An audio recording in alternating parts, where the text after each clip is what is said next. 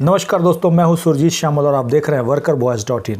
जैसा कि आप लोगों की तरफ से बार बार रिक्वेस्ट आ रहा है कि हम इस स्टेट में हैं, हम इस स्टेट में हमारा न्यूनतम वेतन क्या होगा।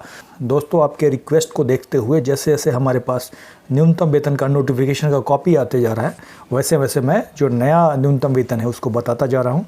इसी सिलसिले को जारी रखते हुए आज मैं आपको तमिलनाडु का न्यूनतम वेतन जो कि 5 मार्च 2019 को सर्कुलर जारी हुआ है उसकी जानकारी लेंगे। उसमें हम जानेंगे कि किस कैटेगरी के लिए क्या वेतन तय किया गया है। अगर आप जो भी काम करते हैं उस कैटेगरी में आपको कम से कम कितना वेतन मिलना चाहिए जो कि सरकार के द्वारा नोटिफाइड है। बाकी स्टेट के लोगों से मैं यही कहना चाहूँगा कि हमारे पास जो पीछे हमने जानकारी जिनको दी है तो वो जाकर के पीछे देख सकते हैं। और इसके अलावा जो नया नोटिफिकेशन आएगा 2019 का, मैक्सिमम जगह पे अप्रैल 1 को से पहले आ जाता है, तो धीरे धीरे आना शुरू हुआ है। जैसे जैसे आ रहा है वैसे वैसे हम आपको बताते जा रहे हैं।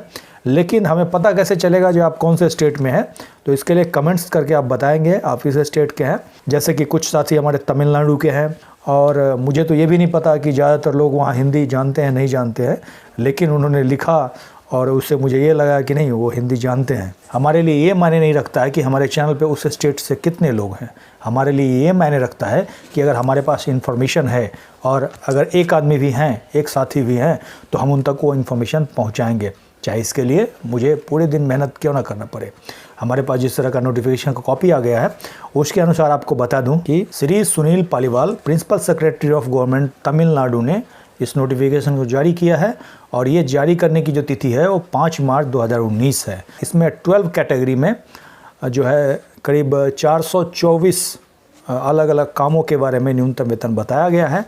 लिस्ट दोस्तों काफ़ी लंबी है, लेकिन मैं आपको कुछ इसमें जो मुख्य बातें हैं वो बताऊंगा और इसके साथ ही आपको जो नोटिफिकेशन है उसका भी कॉपी दूंगा। अगर आपको उसमें समझने में दिक्कत होगी तो आप कमेंट्स करके पूछेंगे तो मैं बिल्कुल आपको चेक करके उसका बताऊँगा।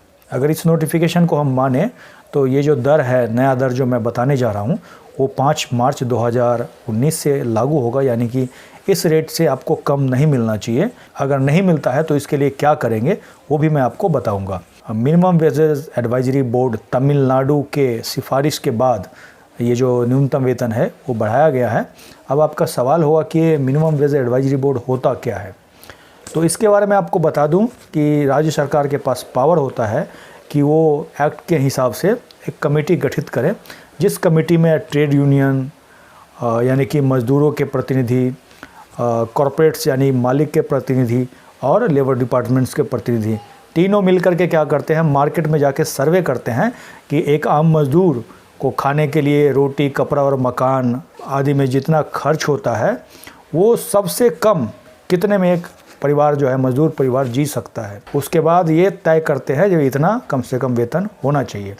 आपको जानकर काफ़ी आश्चर्य होगा कि पूरा हम वेतन को अलग अलग कैटेगरी को देखें तो जो मिनिमम सैलरी है वो 5,000 रुपया है और मैक्सिमम सैलरी जो है वो 10,000 रुपया है। आप कमेंट करके बताएंगे कि 5,000 से 10,000 रुपया में क्या एक परिवार तमिलनाडु में या फिर देश के किसी भी कोने में क्या सही तरीके से सरवाइव कर सकते हैं, क्या एक इंसान की तरह जी सकते हैं? मुझे तो नहीं लगता। आप इसके बारे में जो भी राय हो आप कमेंट में करके हमें बताएं। इसके बाद हम जल्दी से जान लेते हैं कि अलग अलग कैटेगरी में कितना वेतन तय किया गया है, जो कि इस प्रकार से है। पूरे तमिलनाडु को उन्होंने जोन ए, बी, सी और डी में बांटा हुआ है और जिसमें कि कैटेगरी जो है इस प्रकार है। पहला जो कैटेगरी है जनरल कैटेगरी के अंदर पहला manager, sales manager, field officer, development officer और ऑफिस इंचार्ज।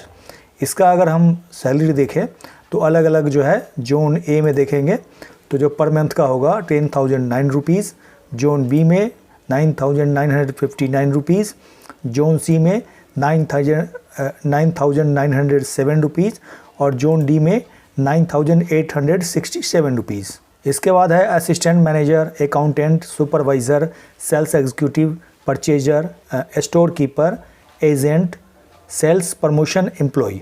इन सभी का जो रेट होगा अलग होगा, जो कि जोन ए में होगा 9,597 रुपीज़, जोन बी में 9,545 रुपीज़, जोन सी में 9,495 रुपीज़ और जोन डी में 9,445 रुपीज़। इस प्रकार इसी तरह से हम देखें तो अगले कैटेगरी में कैशियर, क्लर्क, टाइपिंग कम क्लर्क जो टाइप के साथ कलर का भी काम करते हैं। इसके अलावा टाइपिस्ट एक अलग कैटेगरी बना रखा है, stenographer, salesman, sales representative, auction bidder, tradesman, bill collector, bill writer, इन लोगों का एक अलग कैटेगरी है। इन सभी का जो सैलरी होगा इस प्रकार होगा।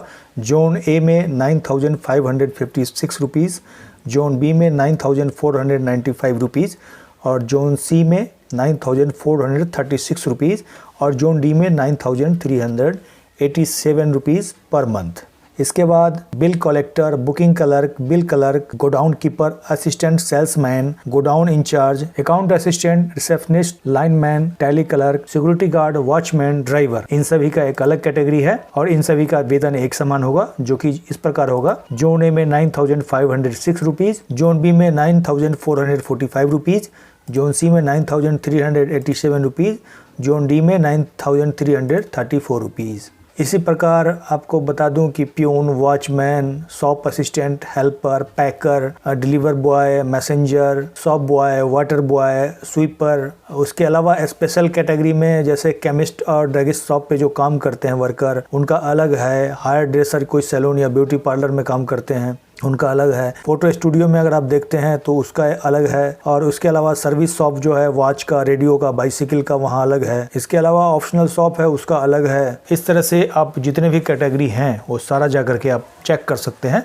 इसके लिए आपको हमारा ब्लॉग www.workervoice.in वहाँ जा करके आपको विजिट करना होगा। वहाँ पे मैं इस सर्कुलर का कॉपी भी दूंगा। इसके लिए हमारे ब्लॉग का जो लिंक है इस वीडियो के डिस्क्रिप्शन में मिल जाएगा। चूंकि कैटेगरी काफी लंबा है और वीडियो लंबा ना हो, इस वजह से मैं आपको शॉर्टकट में जानकारी देने की कोशिश कर रहा हूं। एक बात और बता दूं, नोटिफिकेशन में जो है केवल बेसिक का फिगर दिया हुआ है, बाकी जो है नीचे उन्होंने एडिशनल डीए की जानकारी दी है, उसको ऐड करके इतना डाटा होना चाहिए। और ये जो है आपके जो सैलरी के यानी कि बेसिक और डीए दोनों मिला करके जो है वो फिगर मैंने बताया है। अगर इतना पैसा आपको नहीं मिल रहा है, इससे कम मिल रहा है, तो आपके एरिया के जो लेबर कमिश्नर ऑफिस है वहाँ पे आप शिकायत कर सकते हैं रिटन में और कम से कम जो 10 गुना हर्जाना है उसकी मांग कर सकते हैं। इसके अलावा मैं आपको एक एडिशनल जानकारी दे दूं कि आप तमिलनाडु के अंदर किसी भी ज़िले में या जहाँ भी हैं आप काम करते हैं किसी सेंट्रल गवर्नमेंट के ऑफिस में, जैसे कि रेल हो गया, कोई नेशनलाइज बैंक हो गया जैसे SBI, PNB और भी बहुत सारे हैं।